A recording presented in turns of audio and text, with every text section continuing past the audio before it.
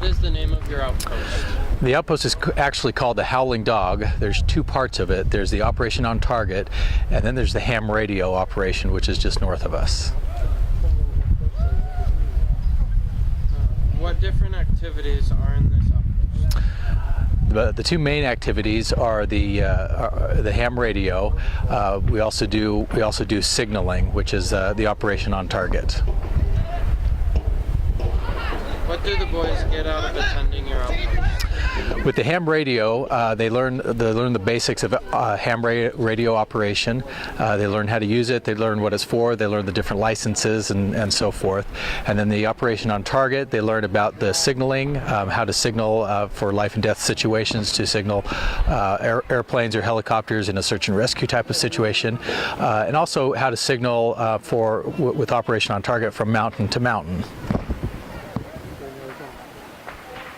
How many man-hours should an ADC plan to spend to prepare this outpost? For this outpost, we probably spent around, well, there was many different aspects. So total man-hours in preparation, I would say probably 50 or 60.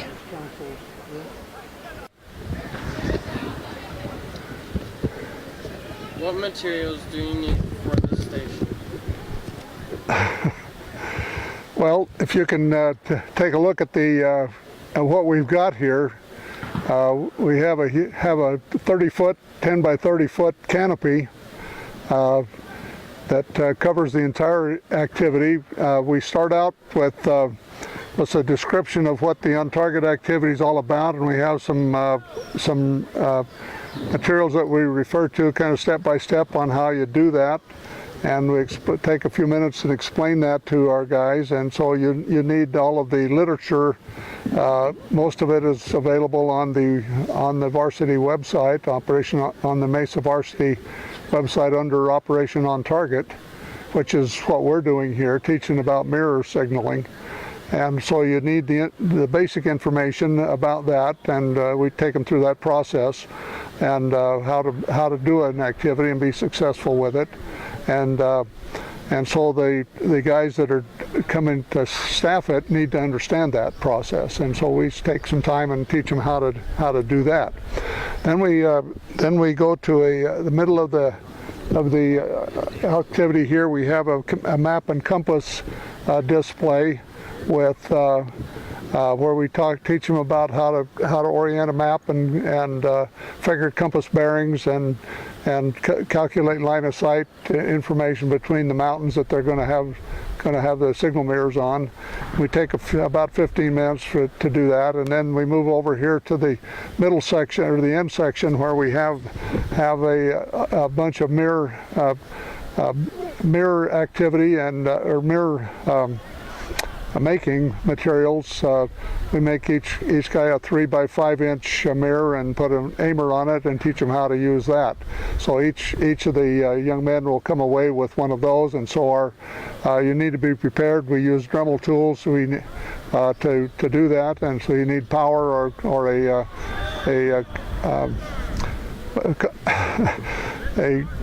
we plug it into our cabin here because we're handy, but you'd need a generator if there's not power available to make the mirror. And then we step out here in front and show them how to aim the mirrors, and we put an aimer on there and teach them how to use that. And so we have 2 or 3 different of the large mirrors, and then each one of them goes away with a 3 by 5 inch mirror. So you'd need enough mirror materials to supply each boy with that's coming with at least one small mirror. And there's a lot of stuff available. We've accumulated. It's taken us 30 years to accumulate it all, but it's available to be passed on for the next group coming up here. So. Do you need any special vehicles or trailers to get your materials to camp? Just a big enough pickup truck to hold it all, or a trailer. No, nothing special. Just. How many staff members do you need to run this station?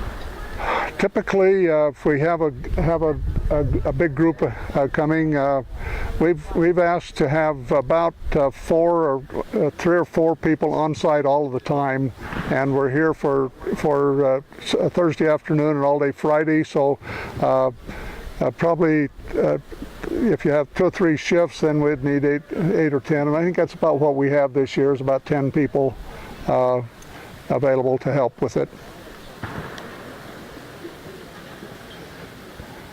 What training do you have to give your staff to run this station?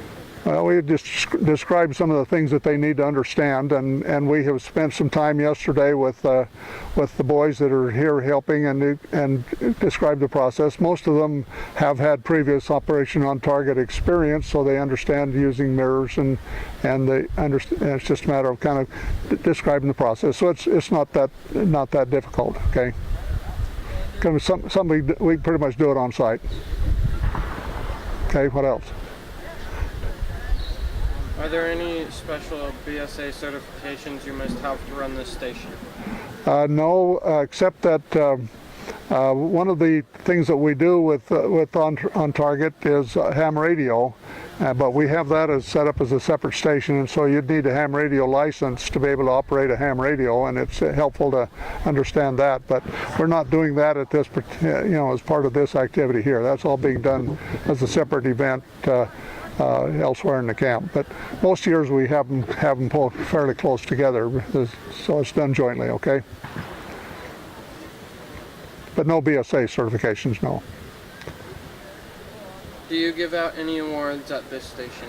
Yes, we do. We have prepared a set of the signal mirrors, like this big one you see right here, with the four mirror panels with the mounting board, and we have 2 of those that we're going to present to one of the teams, or a couple of the teams. Okay.